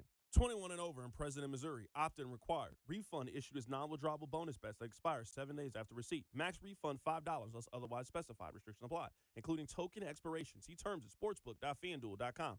Gambling problem? Call 1-800-GAMBLER. This is the story of the one. As a procurement manager for a hospital system, she keeps every facility in her network stocked and ready. That's why she counts on Grainger to be her single source for thousands of products, from disinfectants to lighting, air filters, and more. And with fast, dependable delivery, Grainger helps her keep every facility stocked, safe, and running smoothly. Call 1-800-GRAINGER, click Grainger.com, or just stop by. Grainger, for the ones who get it done. Royals coverage sponsored by Renner Garage Door. Forward and back, RENNER. Almost Andy Reid here for Renner Garage Door, America's oldest family-owned garage door company, serving both wholesale and retail markets. Free repair or replacement quotes and $100 off a new garage door. RENNER. Liberty Mutual customizes your car and home insurance. And now we're customizing this ad for your morning commute to wake you up, which could help your driving. Science says that stimulating the brain increases alertness. So here's a pop quiz. How many months have 28 days? What gets wetter as it dries? What has keys but can't open locks? If you don't want to hear the answers, turn off this Liberty Mutual ad now. 12 months, a towel, piano. Enjoy being fully alert. Liberty, liberty, liberty, liberty. DQ presents the Blizzard Double Flip Deal. For a limited time, when you buy one Blizzard treat, you get a second for just 99 cents. That's 2 Blizzards, 2 spoons, 2 flavors, and 2 flips. So don't miss out on the Blizzard Double Flip Deal, available only for a limited time and happening now at DQ. Because the only thing better than a Blizzard treat is a second Blizzard treat for just 99 cents. It's a deal to flip for. The Blizzard Double Flip Deal. Get it in the app. Participation may vary. My son loves to fly kites, but my active psoriatic arthritis can sometimes hold me back. Now with Skyrizi to treat my skin and joints, I'm ready to go. Skyrizi, risankizumab Riza, a prescription-only 150 milligram injection for adults, helps with less joint pain, stiffness, swelling, and fatigue. For those who also have plaque psoriasis, 90% clearer skin is possible with just 4 doses a year after 2 starter doses. Don't use if allergic to Skyrizi. Serious allergic reactions and an increased risk of infections or a lower ability to fight them may occur. Before treatment, your doctor should check for infection and tuberculosis. Tell your doctor if you have an infection or symptoms such as fever, sweats, chills, muscle aches, or cough, or if you plan to or recently received a vaccine. With Skyrizi, there's nothing like clearer skin and better movement, and that means everything. Ask your doctor about Skyrizi today and visit skyrizi.com or call 1-866-SKY-RIZZI to learn more. What if your instincts could pay off? With Robinhood Prediction Markets, you can put your sports IQ to work on the games you know best. It's not you against the house. It's you participating in a live market. Buy or sell your predictions all game long. Trade every play with Robinhood. Visit Robinhood.com/predict. That's Robinhood.com/predict. Futures and cleared swaps trading involves significant risk and is not appropriate for everyone. Event contracts are offered by Robinhood Derivatives LLC, a registered futures commission merchant and swap firm. This is the story of the one. As a maintenance tech at a university, he knows ordering from multiple suppliers takes time away from keeping their arena up and running. That's why he counts on Grainger to get everything he needs, from lighting and HVAC parts to plumbing supplies, all in one place. And with fast, dependable delivery, he's stocked and ready for the next tip-off. Call 1-800-GRAINGER, click Grainger.com, or just stop by. Grainger, for the ones who get it done. Royals coverage on The Fan, sponsored by Salvation Army Kick Hunger Civic Lunch on May 7th. Get ready to kick off a summer of soccer in Kansas City while fighting hunger. Join the Salvation Army for the Kick Hunger Civic Lunch 2026 May 7th. Score big for local families in need. Grab your tickets or table today at kickhungerkc.com. That's kickhungerkc.com. You're listening to 96.5 The Fan from the DM Injury Law Studios. Mike's got this. Car, truck, or motorcycle wreck? Remember, Mike's got this. 816-888-7500. Mike's got this. Here's your traffic report on 96.5 The Fan. This one brought to you by DM Injury Law, 816-888-7500. Hey, Mike's got this. We're at K10 westbound out at Woodland. A left lane is blocked. There are several emergency vehicles, so there's a lot of red. I see a lot of backup. Then we've got 70 westbound up past 635. The right lane is blocked. That is a stall, but big backups. Downtown, we've still got the 35 northbound and front stall off to the right shoulder. Onlooker delay through there. I'm bound with traffic on 96.5 The Fan. Subscribe to 96.5 The Fan on YouTube to watch the show from wherever you are. Well. Look what Rob brings to my attention. Producing. So you guys know that Bryson Tiller, who was at Kansas, has announced that he is transferred. He tells Jeff Goodman that his top 4 schools are Michigan, Arizona, Miami, and Missouri. Those are his top 4 schools for Bryson Tiller. Lord, I've seen what you've done for others in the portal. Now, I'm guessing that you will probably go to Michigan or Arizona. Now, I know the text line a couple days ago were trying to tell me that he was going to end up going to Clemson or something, even though I was telling him he's a 6'11 former McDonald's All-American that played at Kansas. Yes, people are going to want that player in the portal. You should have paid the amount of money to keep him, but that's neither here nor there. Lord, you don't understand the amount of confidence. You don't understand the amount of content. You don't understand the amount of jokes that will be had on this show if Bryson Tiller leaves Kansas to transfer to Missouri.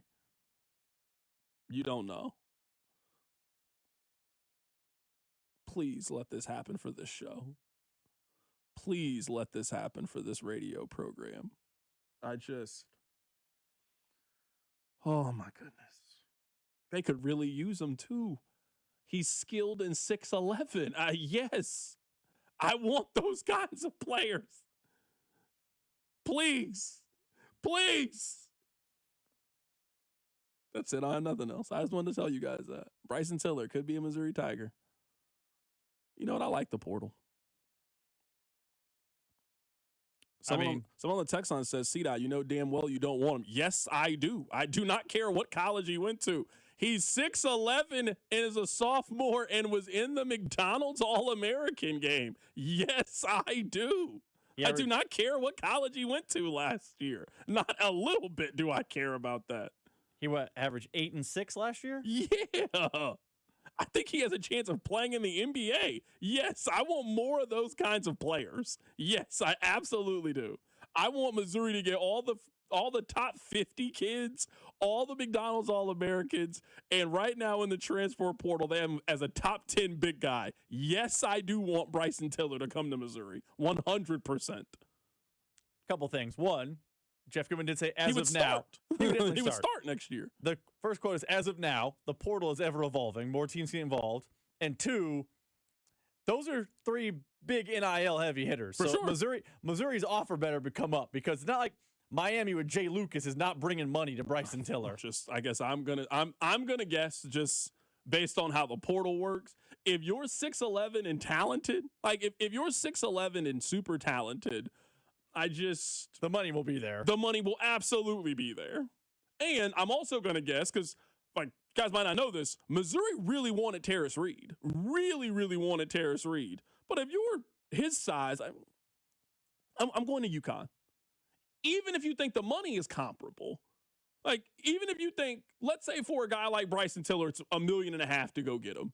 Yeah, I'm going to Michigan. Look at what I just saw them do with the guy my size. Like some of the recruiting is, I think we remove the part about money, and some of it is I can show you what we've done with players comparable to you. Look at how I can get you to the next level. So if I'm Arizona, I'm showing you what Koa Pete did last year, and I'm telling you I can make you Koa Pete, is what my selling point's going to be if I'm Tommy Lloyd. If I'm Michigan, we can't think of guys on Michigan who were 6'10", 6'11", that were super skilled and how they developed over the last couple of years. That's what I'm selling you on if I'm Dusty May. If you're Miami, you're selling a lifestyle. That's also part of it, too. I'm selling you the water. I'm selling you the water. That's what I'm selling you. I'm selling you the water. Look outside. That's what I'm selling you. What kind of car you want? You know, we got an NIL deal with Liv down here in King of Diamonds. You want that? That's what we got for you. We're going to drop the money off today. Thank you. Yeah, I had no question that he was going to be highly coveted in the portal. He's going to sign with a really good school. And, I mean, if you're Missouri, you have to assume for a kid that is talented at him and his size, those are the competition you're always going to face. Like, you're always going to be contending with the big dogs if you're trying to get a former top 50 player who is his size. You're just always going to be, that's going to be your list. All right. Tomorrow we're back normal, right? Yep. Tomorrow and Friday, back 2 normal. to 6. All right. I'm looking forward to tomorrow's show.